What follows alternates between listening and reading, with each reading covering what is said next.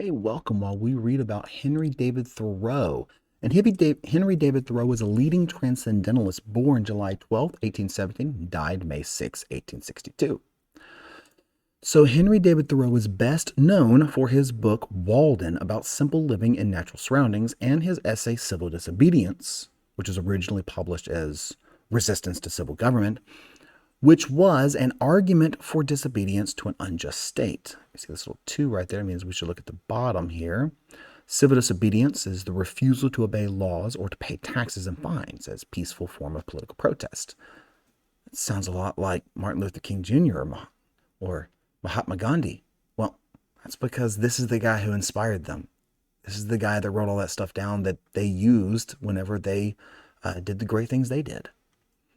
Transcendentalism is a philosophical movement that developed in the late 1820s and 1830s in the eastern United States. A core belief of transcendentalism is that the inherent goodness of people and nature. Adherents to people who follow transcendentalism believe that society and its institutions have corrupted the purity of the individual, and that they have faith that people are at their best when they are truly self-reliant and independent. When you do it yourself, people have more value in it. He was a lifelong abolitionist, delivering lectures that attacked the fugitive slave law, something we'll learn about later, while praising the writings of Wendell Phillips and defending the abolitionist John Brown. We'll also learn about him later. Thoreau's philosophy of civil disobedience later influenced the political thoughts and actions of such notable figures such as Leo Tolstoy, Mahatma Gandhi, and Martin Luther King Jr.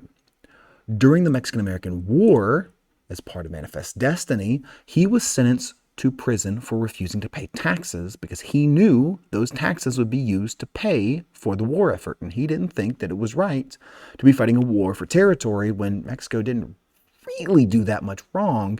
They violated a technicality in the Treaty of Velasco, but tradition had said that they were correct.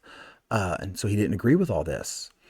So if you look at the picture on the left, this is Walden Pond. This is where Thoreau wrote many of his most important writings, such as Civil Disobedience and Walden. The above picture on the right is a replica of his cabin at Walden Pond. He believed in a very simple, independent life where people are naturally good. That's transcendentalism. If you look above me, you'll see a summary of this, of what transcendentalism is, and it's individual experience focused on reasoning and understanding. So at the top right of that picture, you have Ralph Waldo Emerson, who is another very, very famous transcendentalist. And he wrote Nature, where he pushes for the idea that individuals should be in harmony with nature. And in the bottom right, you have Henry David Thoreau. He wrote Civil Disobedience. A government that violates morality has no authority. And he inspired Gandhi and MLK. So I hope you're learning, and I hope you're having fun.